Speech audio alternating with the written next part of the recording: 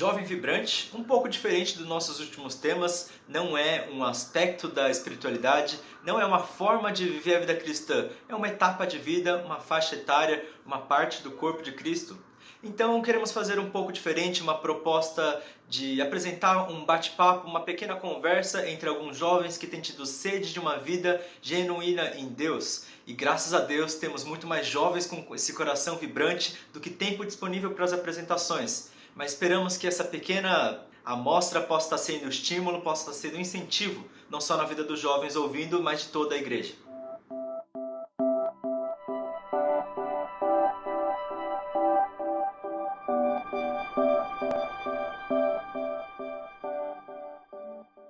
Olá, eu sou Matheus Goya, eu estou lá pastoreando em Suzano junto com o pastor Joel Odara e estamos aqui hoje então para conversar sobre o Jovem Vibrante com nossos dois convidados do Jaleco Branco, Jonathan de Paula e Alex Iwassa.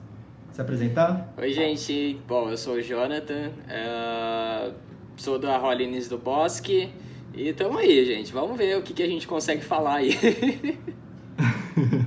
E aí galera, eu sou o Alex e eu faço parte aqui da Holiness de Manaus. Eu tô muito honrado por poder estar aqui. A gente conversou um pouquinho sobre esse assunto de jovem vibrante. A gente estava gastando um tempinho meio sem fluxo, sem roteiro, só para ir nos preparando. Eu não sei quanto que a gente ficou preparado sobre o assunto, mas no mínimo deu uma empolgada e perceber que algumas coisas na nossa conversa sempre batiam nos mesmos pontos. A gente falou muito sobre atitudes, a gente falou muito sobre motivações, relacionamentos e alguns desafios também vieram à mente. E para começar, então, vale lembrar que ser impossível para um jovem ou para qualquer cristão não ter a opção de um viver vibrante depois que já foi alcançado por Deus, depois que já teve a obra de Cristo realizada na sua vida. Mas quando a gente fala do jovem, imediatamente na nossa mente vem uma pessoa muito empolgada, uma pessoa vivendo intensamente. Às vezes a empolgação não está na fala, mas tudo começa nesse relacionamento com Deus, né? Uhum. Sim, quando a gente compreende o que Cristo fez na cruz por nós, é impossível você não vibrar, você não ficar alegre e viver de uma maneira empolgada. Uma das coisas que transforma muito a nossa mentalidade é quando a gente pensa que a gente entende um pouco a paternidade, né, de Deus. Pensar que nós somos, não somos apenas servos, né, não somos apenas mordomos, né, não somos simplesmente pessoas que estão debaixo de uma estrutura, debaixo de um sistema, mas de fato que nós somos filhos de Deus, né? E cara, isso transforma, né? Muito legal de paternidade é porque a gente se sente conectado verdadeiramente a Deus, né? Se Jesus é filho de Deus, a gente faz parte da família mais empolgante que tem, né? E eu percebi que mexe no que eu gasto o meu tempo, né?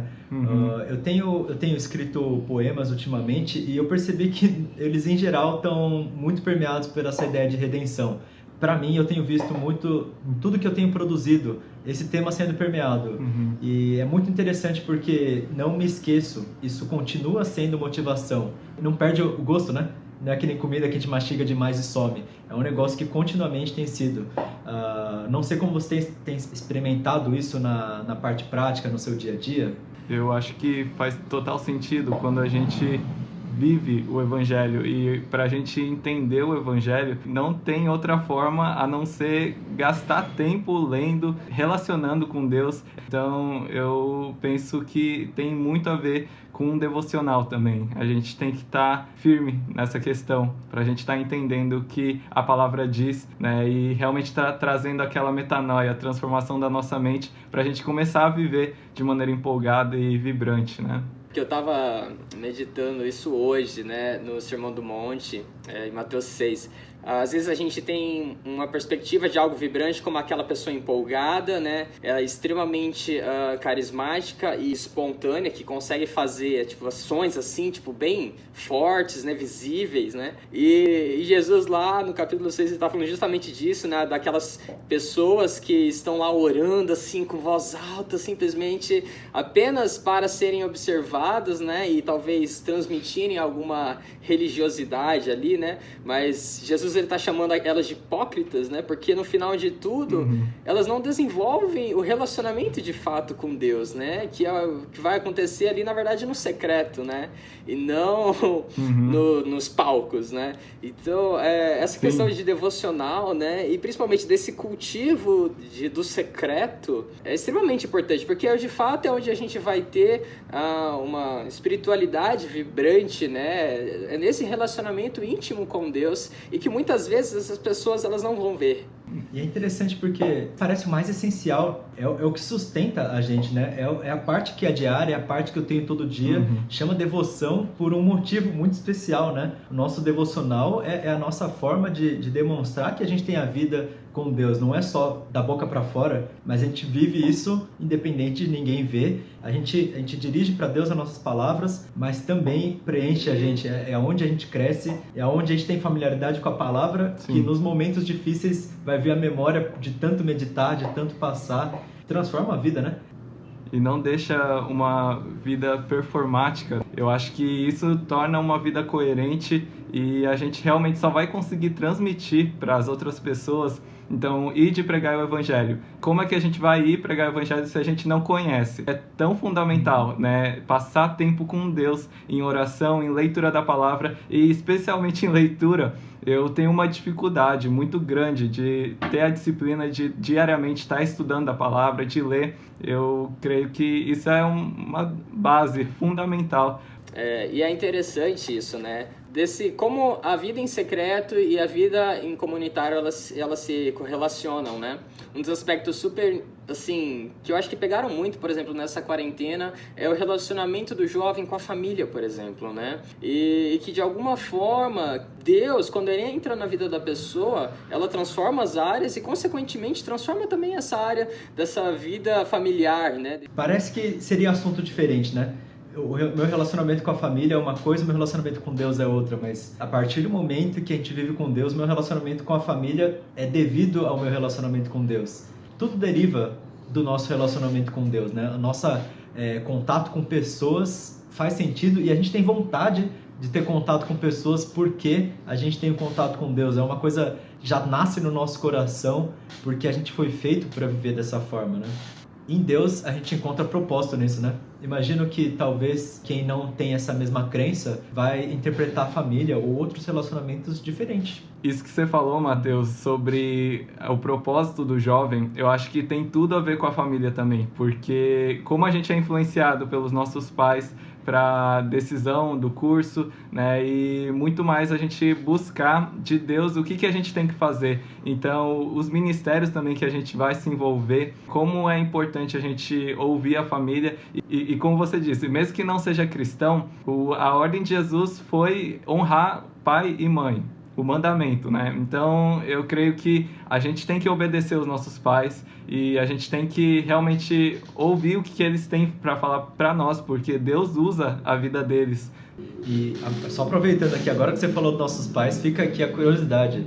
Nós três estamos aqui, filhos de pastores. A gente estava numa crise, será que vai ser muito pouco representativo? Mas, no mínimo, eu queria deixar uma nota legal, né? Mas muito legal porque mesmo a gente vendo de perto o ministério não afastou, incentiva, mostra que é verdadeiro. Então, que bom que somos filhos de pastores, que bom estar aqui numa perspectiva parecida com vocês, né? Sim. E uma coisa legal que você falou é que aqueles que não têm os pais cristãos, no caso, é uma oportunidade para você influenciar a sua família a partir da sua geração. E uma coisa assim incrível, né? Para pensar que a nossa família, quando nós estamos em Deus, ela não se restringe apenas ao núcleo civil, né, biológico, né, que a gente encontra aqui, mas vai muito além, né, tipo, a igreja é a nossa família, né, não apenas assim a comunidade local, mas todo o corpo de Cristo, né, e em cima dela a gente consegue se desenvolver através do relacionamento com as pessoas, sejam discipulados, né, você ser discipulado, você discipular outros, né, é realmente o ferro afia ferro, né? A gente tem um grupo discipulado lá no Bosque e eu sempre fico falando isso, gente, né? Sempre nas minhas orações eu fico falando, assim como ferro afia ferro, né? Deus, ele tá trabalhando na gente, né? Para que a gente também vai se aperfeiçoando cada vez mais nele, né? Essa característica de um jovem vibrante, né? Tipo, ser mentoreado e ao mesmo tempo mentorear, eu acho que faz muita diferença, assim.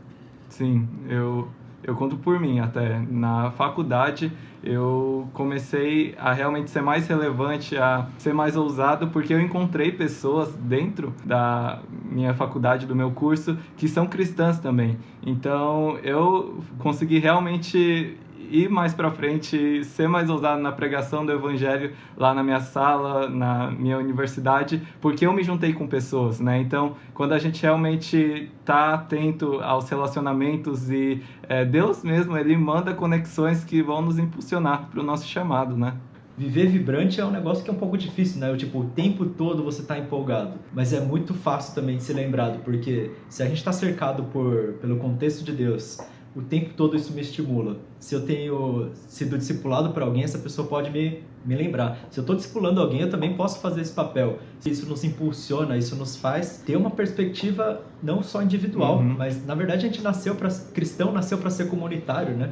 É muito mais fácil caminhar junto, né? Outra coisa que eu acho que talvez também a gente precisa lembrar, a gente foca bastante no nosso contexto da igreja e às vezes o evangelismo, vocês comentaram na faculdade, também tem o evangelismo na rua. Um aspecto muito legal da natureza da igreja é a possibilidade de um acolhimento, de um amor tingido do amor de Deus, né? Então quando a gente faz isso, não só a motivação no nosso coração, mas para aquele que não é crente, pode ter uma porta, pode ter uma abertura para entrar nessa comunidade e o jovem nem sempre tem talvez hábito, né?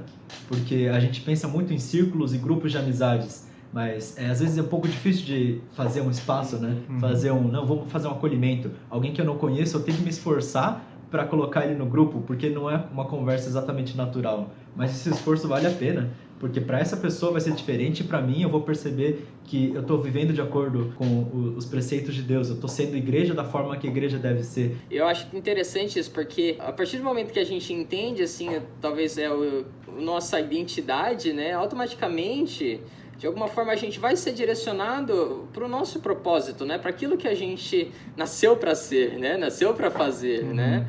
Se nós somos uma igreja acolhedora, por exemplo, né, a gente de alguma forma vai estar cumprindo talvez a grande comissão, né? A pessoa está chegando, a pessoa vem, ela é acolhida na igreja e a partir daquele acolhimento a gente consegue abertura para falar do amor de Deus. Caraca, é a grande comissão ali. Esses propósitos, né? Acho que eles estão todos linkados, né? A forma como a gente tem que agir, com a forma como a gente tem que viver. E tem tudo a ver isso que o Jô disse sobre nossa identidade e o que a gente vai fazer. Quando a gente entende que o Criador do Universo nos considera filhos amados, a gente não se preocupa mais com a aceitação de pessoas, então a gente começa a viver de forma mais ousada, como os discípulos em Atos, né? Pregando o evangelho com autoridade também. A gente tem que conhecer o amor de Deus e entender quem nós somos para a gente conseguir também cumprir a grande comissão de forma eficaz. Então, é muito importante para o jovem, um jovem que quer ser vibrante, que quer viver uma espiritualidade em Deus realmente, entender quem é Deus e disso sair o nosso propósito de vida, o nosso chamado, a nossa vocação, que entendendo bem, a gente faz isso de forma ousada, a gente faz isso de forma que nos leva adiante. E num contexto da igreja, num contexto que a gente sabe o nosso papel, o nosso lugar diante das pessoas da nossa comunidade e diante das pessoas da nossa sociedade, que a gente pode usar da nossa vocação, que a gente pode servir nos ministérios, que a gente pode viver uma vida cheia de paixão, porque a gente entende todos esses aspectos da nossa vida. A gente entende onde usar a nossa empolgação, porque empolgação por conta própria não é vibrância em Deus. Empolgação por conta própria pode ser simplesmente vontade, sonhos, desejos pessoais, mas em Deus, o meu sonho individual, os meus ideais, aquelas coisas que a gente sempre busca como jovem, cheio de anseios, se tornam verdade, mas não a minha verdade, a verdade que chama Jesus. Ele é o caminho, ele é a verdade, ele é a vida que nos direciona para viver como jovem vibrante. A gente estava falando, o jovem vibrante é aquele que demonstra a vitória de Deus e ele é aquele que cresce em todas as áreas, quando ele tem um relacionamento genuíno com Deus.